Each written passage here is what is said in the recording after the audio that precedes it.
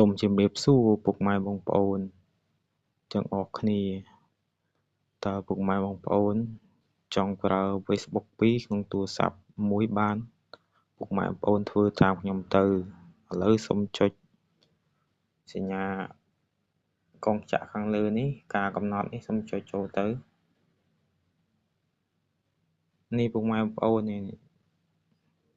កម្មវិធីការគ្រប់គ្រងកម្មវិធីសូមចុចចូលទៅ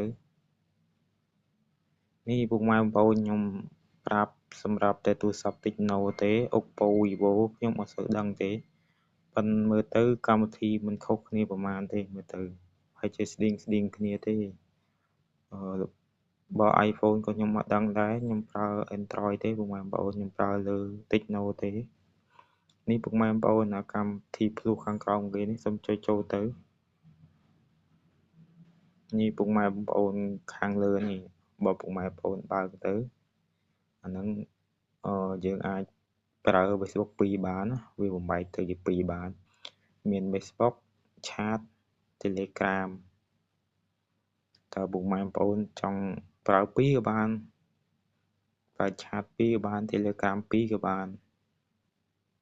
ឥឡូវខ្ញុំចាប់ដើមបើកហើយចង់ដឹងថាវាបានអត់ចាំមើល play ពុកម៉ែបងប្អូនឥឡូវយើងចេញទៅទាំងអស់គ្នាពុកម៉ែបងប្អូនចង់ថាវាបំបែកទៅជា2បានអត់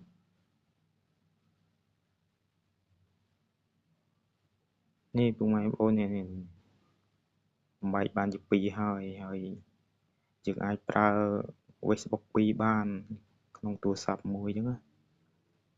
សូមជម្រាបលាពុកម៉ែបងប្អូន